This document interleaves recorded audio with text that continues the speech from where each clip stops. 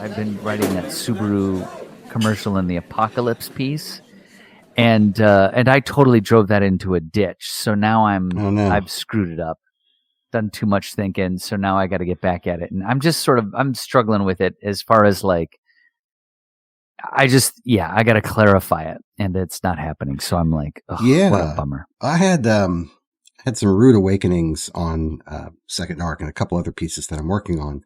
Because I have actually 3 things in the works right now, and I'm just kind of nudging them all forward until I get to a place where, one of them is done.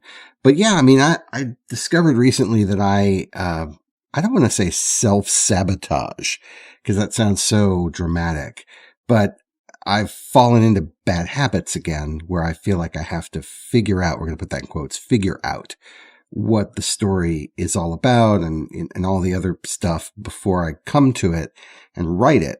And even in the act of writing it, it's like, I feel like I need to have some sort of overlay or construct or, lattice work or whatever. It's just not helping. And so my last writing session, I threw that idea away and I wrote a scene that was very short, but it took me a while to write it. And it was new content that I added to the second arc. And I was really happy with it because it came from my own personal experience. It's based on a game that my wife and I played before we were married. Yeah. And it was really nice. So, and it dawned on me because I kind of stepped back and looked at it and said, okay, well, how does this fit into the overall structure? And like, what is this? And my mind said, shh, it's going to be okay. Just relax. Just why don't you write some more?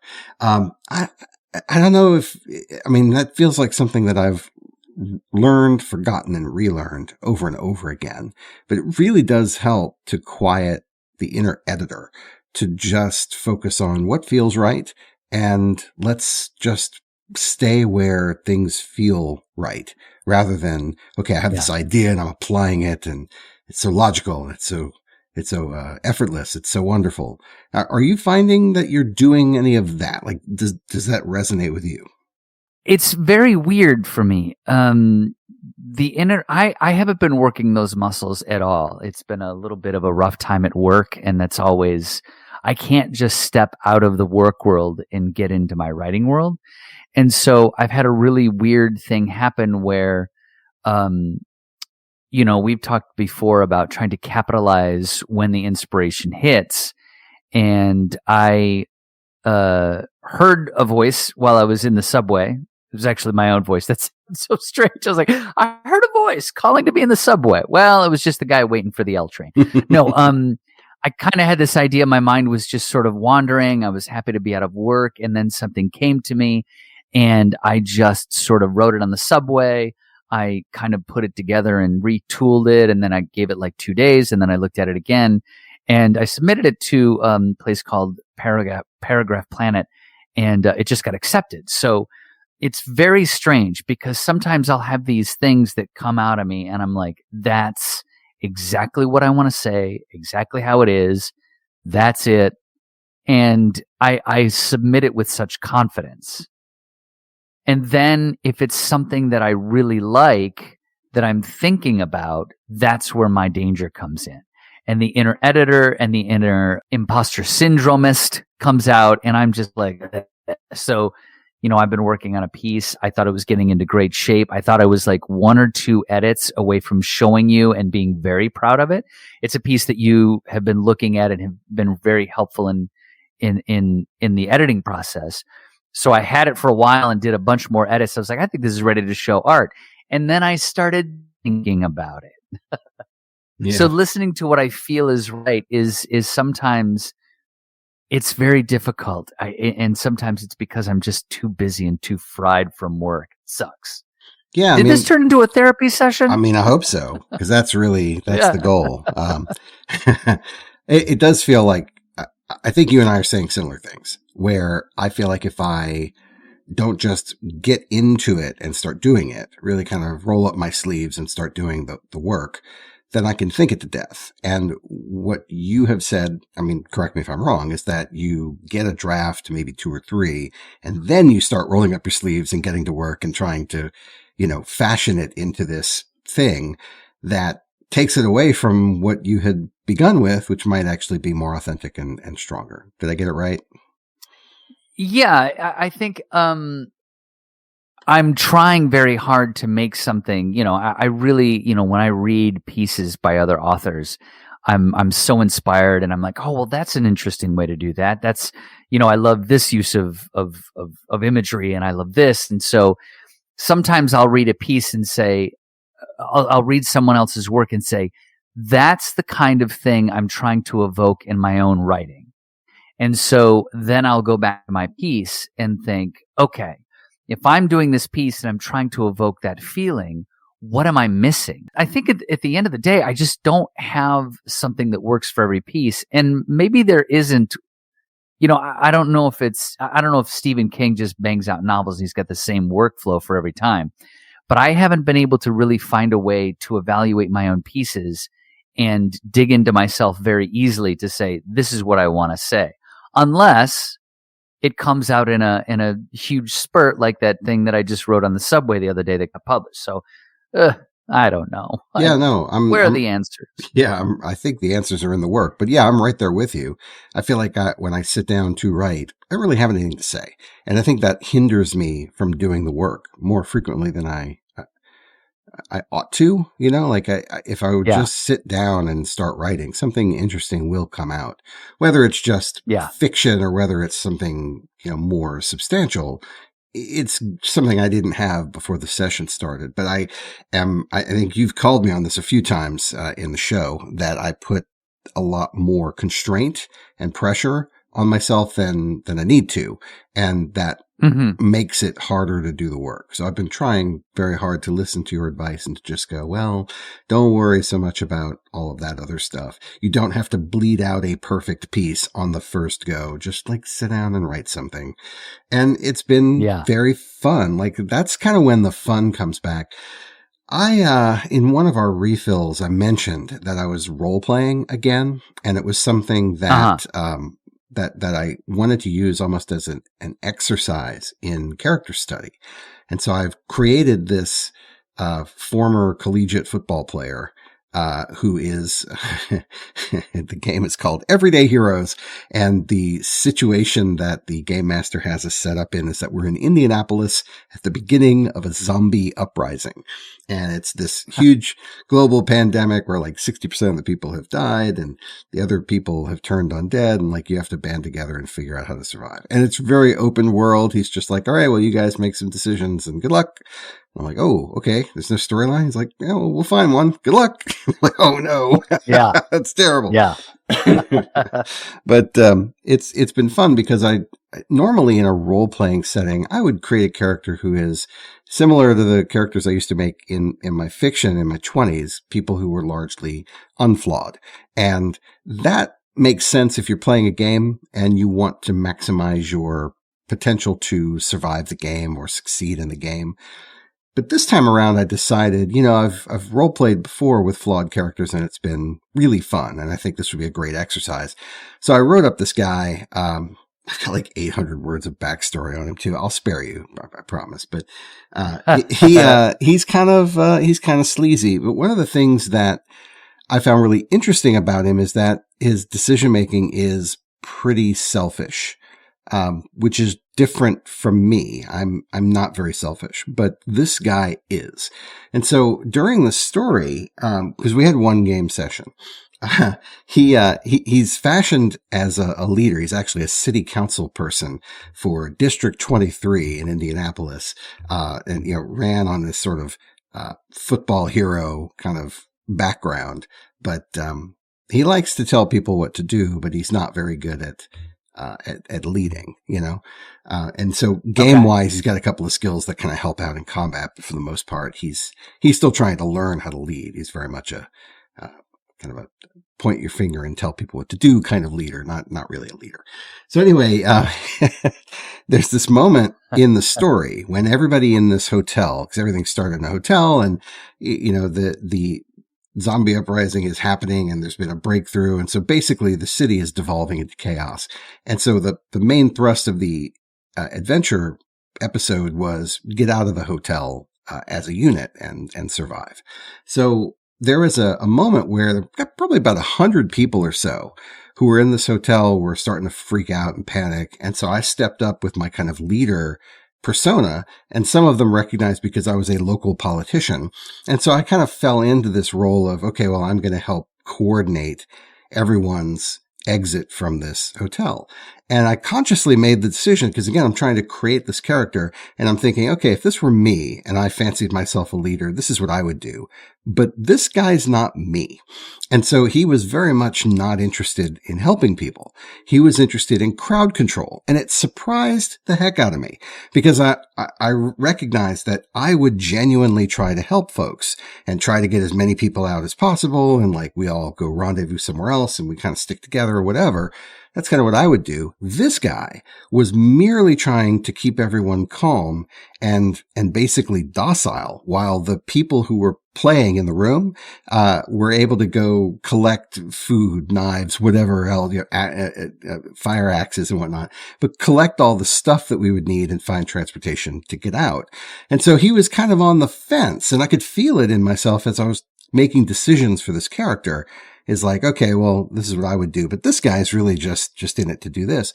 And there came a moment where I could have flipped either way because everybody was kind of falling in line and people were listening to him. And there was a certain moment that was very high drama. I'll spare you, but, he almost got attacked and he ran away. Like didn't do not the right thing, but he didn't do the brave thing. He just bolted, and again, I'm thinking, yeah, that's about right. This guy's not the best.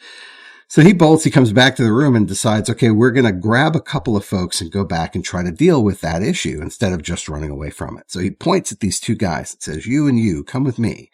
And we rolled some dice and he didn't roll very well. And so the game master said, yeah, those people don't respond well to you. They're like, no, we're good here. And this is the whole reason I'm telling you this, Tim. In my mind, I'm like, oh, you're not coming? Great. None of you are coming. And the guy left. So at that moment, the character, like me, in character decided, okay, I'm going to sacrifice this 100 people and we're just going to leave. And that's exactly what he did. And I'm like, that is dark, but like, that is very interesting. I did not expect that to happen. So it's like, I've been enjoying this process of, taking this, gamification of character development and just seeing how easy it is for me to be surprised if I just allow, this other, way of thinking to take over. And I'm trying to bring that sensibility into my fiction. And because of that, if I try to apply constraints or apply framework to my story, it removes a lot of the possibility of allowing the characters to make decisions for themselves that surprise me. And I know I've said this many times on the show. That's one of the things I really want to be able to do because they do often surprise me and I'm delighted by it usually. So yeah, I've been consciously trying to strip away this kind of artifice and really just kind of get to what's real. And that's been helping. Yeah. Role-playing games are so interesting because, there is obviously the element of chance, but you're allowed to kind of get inside the head of characters. You can't do that with like Risk, the board game. And so role-playing games really help you explore that part of storytelling. I think there's a friend of mine who tried to introduce me to, there's like a Star Trek solo game. And I'm sure there are a zillion solo RPG games. And I thought it would be a really interesting way to try developing a story. Where I sort of do this solo thing and find like, what the character that I'm making and what happens with that and how that translates. And seeing what kind of fun that might be in creating a story. Of course, I've never really written Star Trek fanfic, but it's just a way to develop a character. And I think that's pretty interesting. Yeah. Because, I think I know the one I think I know the one you're talking about. It's like the Captain's Log or something. I've seen it.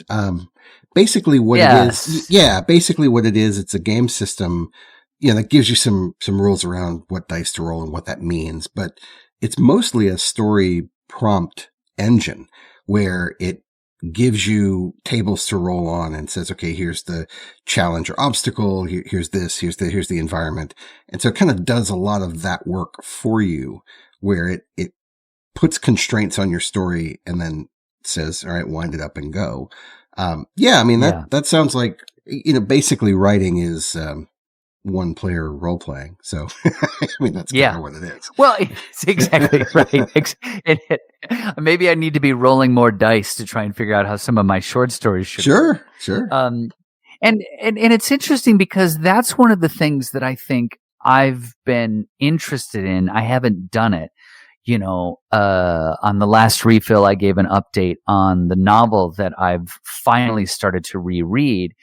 And you were such a help when we talked about what are the characters afraid of? And I was like, well, that's a really good way of trying to investigate who these people are. What are they afraid of? And how is that driving them, especially in my novel? And it's been really, really fun to kind of think of as I do my reread.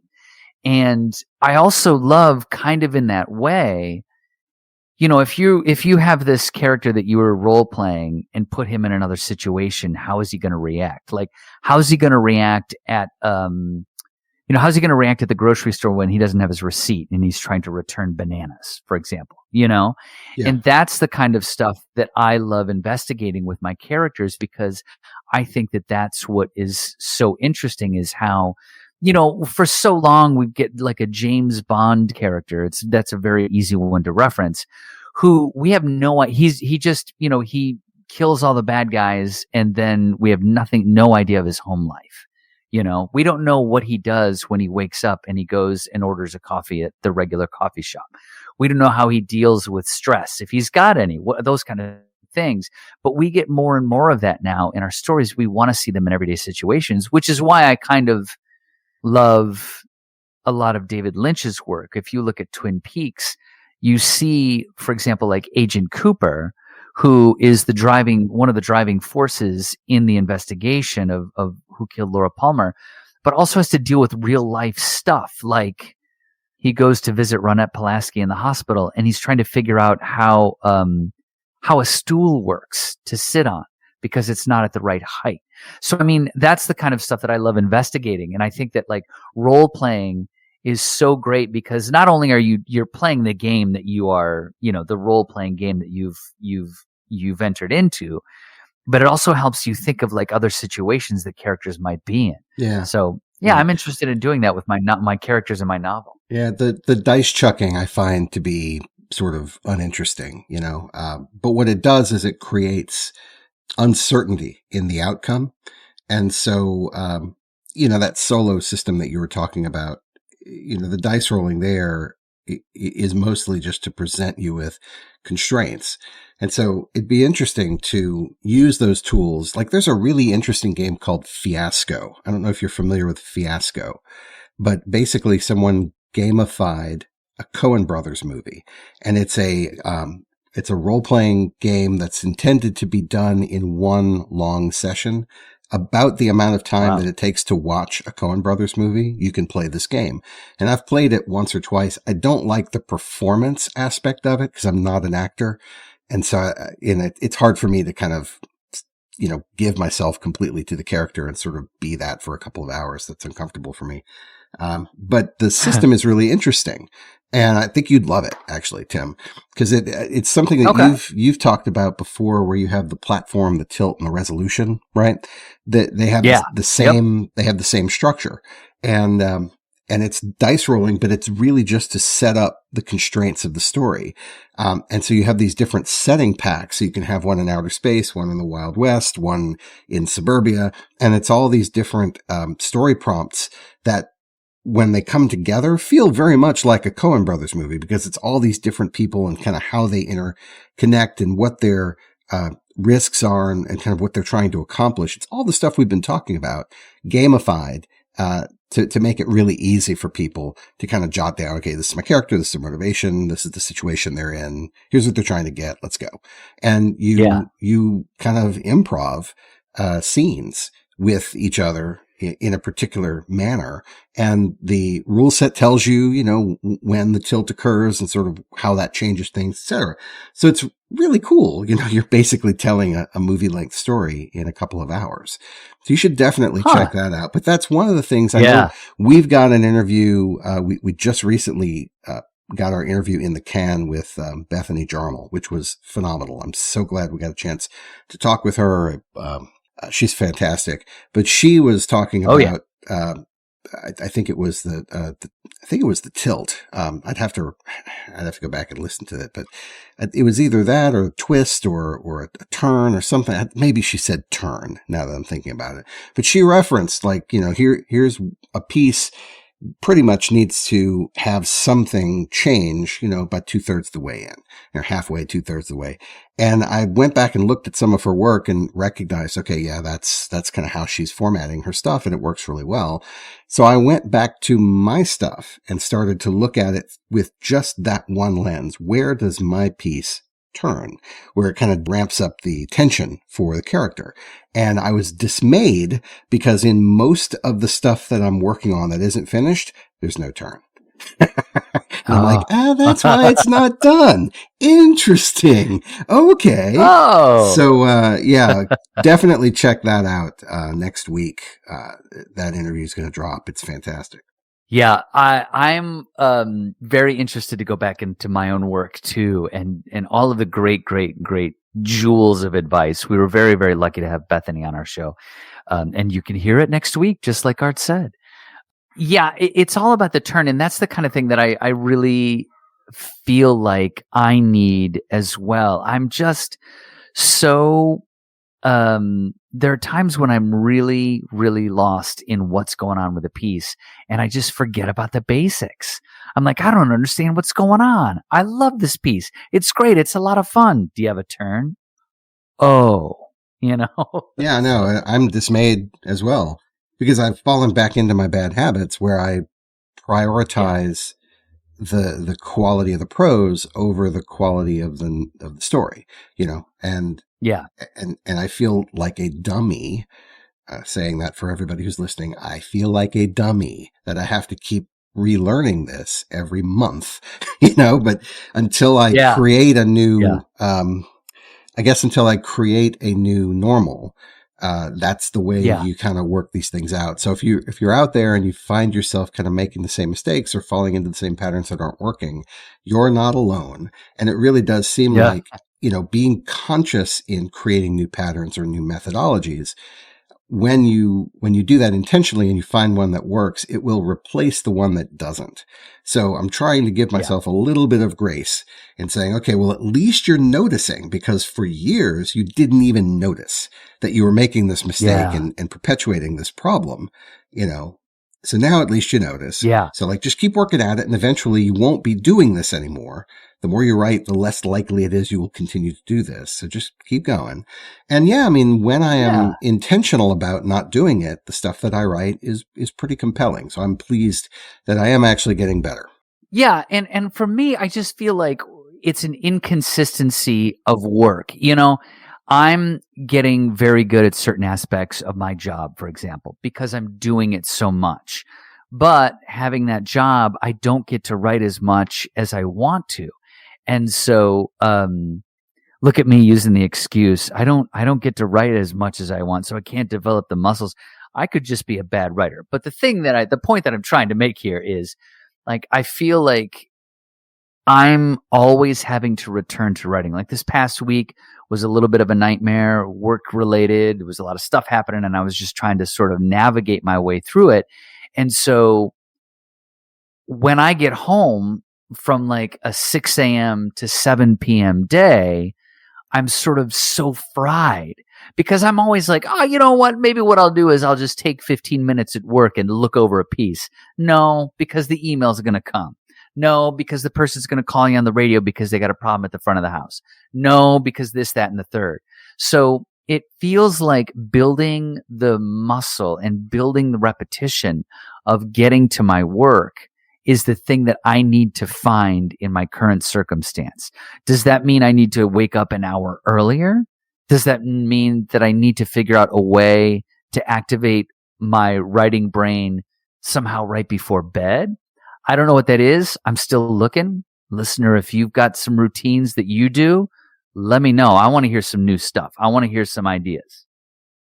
Yeah, I know from some of the professionals that we've talked to on the show, they point to the morning hours being really critical.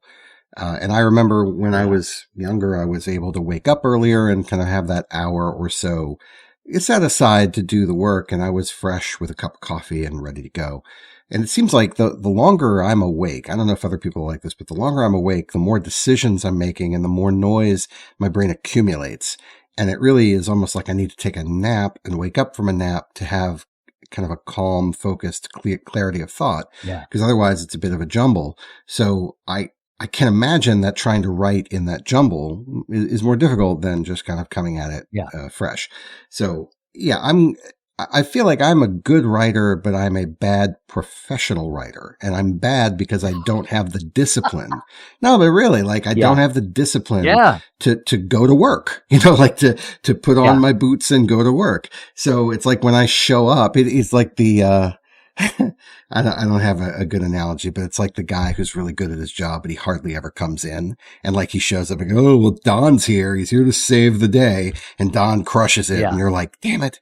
But like he's only there 2 days out of the month. And the rest of the time, the whole team is slogging through. That's basically me as a writer. I breeze in and I'm like, Don's here with an old fashioned. Let's do this, and we write something good and then leave. And you're like, where the hell's Don? So I recognize that's a failing of mine. But again, the advantage is that I recognize that it's a problem, whereas before didn't even know that it was a problem. So I still consider it, I am getting better. And it's something that once I really commit to it, I'll continue to improve even faster.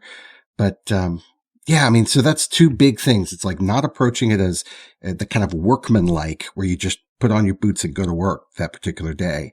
I need to be doing that more. And then also when I come to it, I need to not put so much pressure on myself to have this kind of framework or architecture ahead of time so that I know pretty much what I'm going to write. I need to be able to just set the time aside every day, come to it with a clean mind, a clear mind, and then just write something sincere and honest and truthful and see what it is. And eventually I think I'll be where I need to be. So that's me.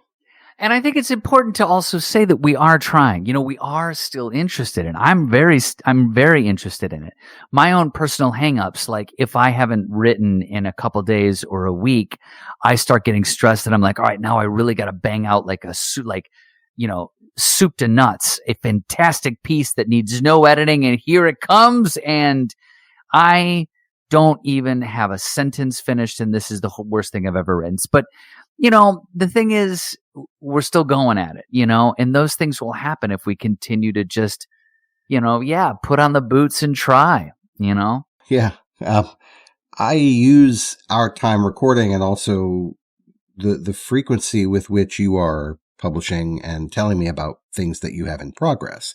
I use that as my barometer of, hey man, Art, you got to hustle. You got to get this going, because it's not a keeping up with the Joneses as much as it is just trying to bring the same energy and the same commitment to what we're doing as you are. I'm just trying to match your commitment level at this point, because I really enjoy getting on and talking about this stuff. And I feel a little sheepish because it's like, oh, I can speak at length about A, B, C, D, and E. I can give you top 5 lists. I can do research, blah, blah, blah.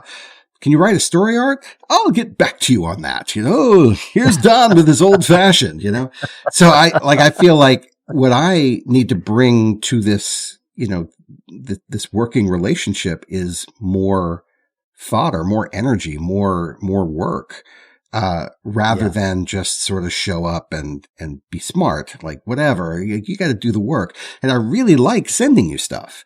And I really like getting your feedback on things that I send you. It's so rare. So that's on me. I need to fix that.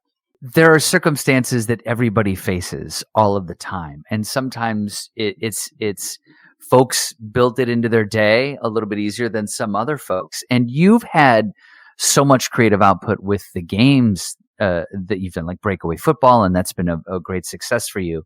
And so you're creating and you're giving a voice to that creative side of yourself.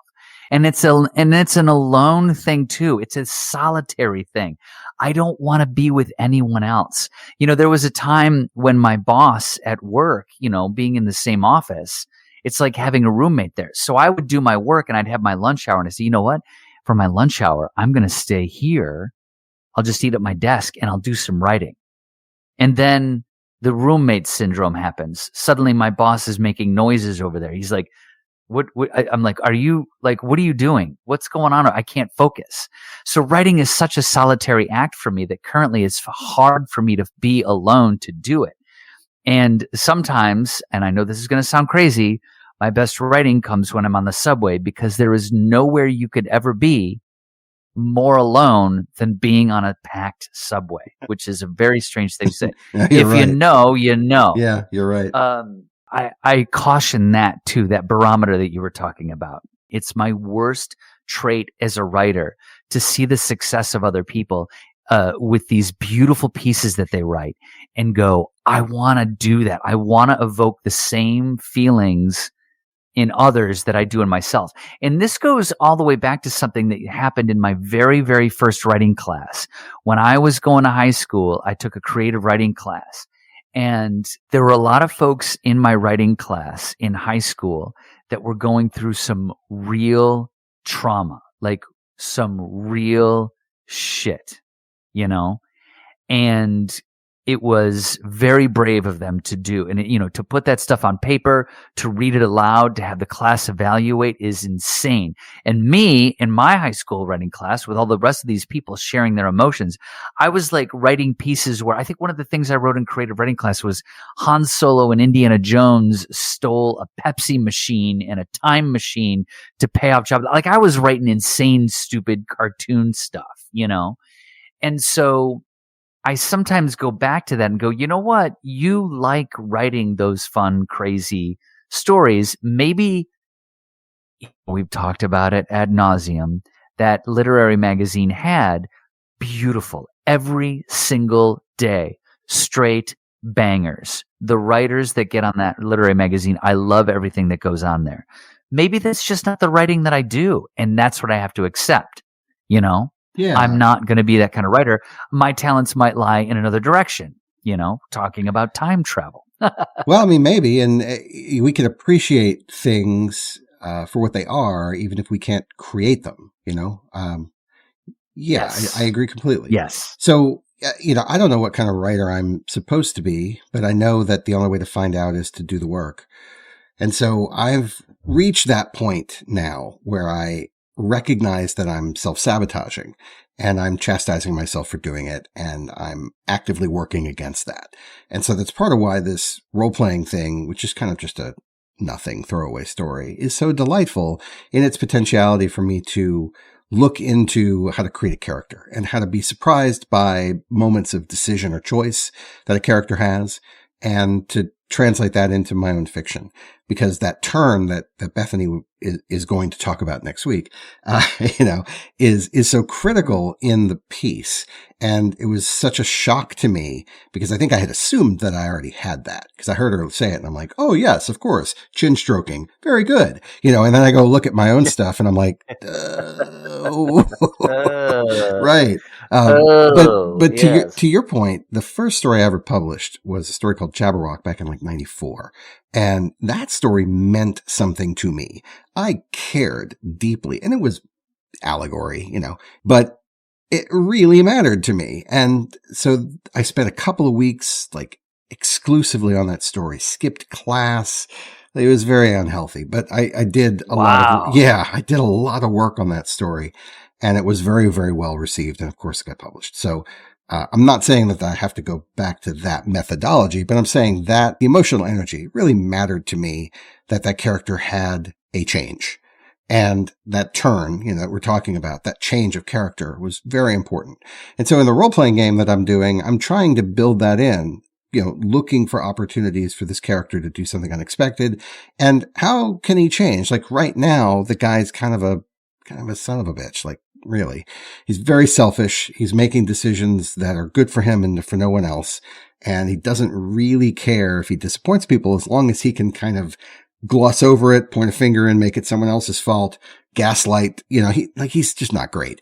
And I'm thinking about, okay, well, I'd like to reclaim this person. I'd like this person to kind of end their journey better off than they were when they started. So I wonder what would prompt that, And so I'm open to that. So same kind of thing in my stories. I'm looking for opportunities where the language is telling me, hey, this is an important moment in this story. You may not know why. That's okay. But why don't you write towards this instead of just looking for pretty language? So that's really what I'm trying to do. But it's all part of the process. You know what I mean? And that's the thing that's fun for me about it. At the end of the day, I know that I have bad days, and every writer has bad days. And, sometimes those bad days can turn into bad weeks or months. I see a lot of folks on social media whose work I read a lot, and they're in the exact same boat that we are to a degree, where they have a good amount of success, but I'll finally see a tweet from them that's kind of like, oh my gosh, finally got my first publication of 2024. I didn't think that was going to happen. You know what I mean? They're dealing with it as well. And so having those kind of bad days, weeks, months, however long, it just makes those times when you sit down, and even if it's for 5 minutes and a moment of clarity comes through and you find that piece, that line, that word, that comma that really separates the piece from something that you've been working on into something special for you, that's what we're trying to go for, And sometimes I love that feeling better than I do having a piece that's published, because it's like, wow, I did it. Yeah, I was wondering, would you mind if I read you the scene that I'm talking about in the second arc? This is the one I just wrote. Sure. Okay. She makes me hold the blouse end of the rope as she steadies the line, bobbing it up slightly to feel the weight of the clock, ensuring it is still trailing the ship and not unraveled and adrift in the open water. I offer a game to pass the time. Let's name all the states, but replace one syllable with the word foot. She looks puzzled. I'll start. Foot-tucky. She squints, the line still in hand under the harsh, buzzing sunlight. Another, I say. Foot-Sissippi. She shakes her head, deadly serious. No, she utters. Miss Foot-Sippy. I chuckle, and she beams. We try to go in order from West Coast to East Coast. California, North Foot Dakota, West Foot Virginia. Sitting now on the deck, not a care in the world for the line and the water, we reach the last one. She looks at me with playful concern. But what about Maine?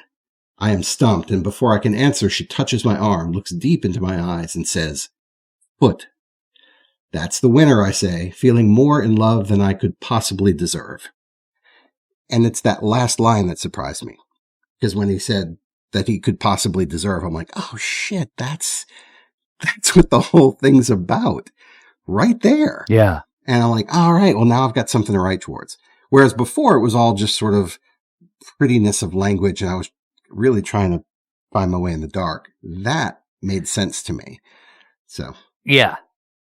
I mean, again, that piece, that amount right there, I think that works towards microfiction if you started working in that regard, but I know that's not where you're going.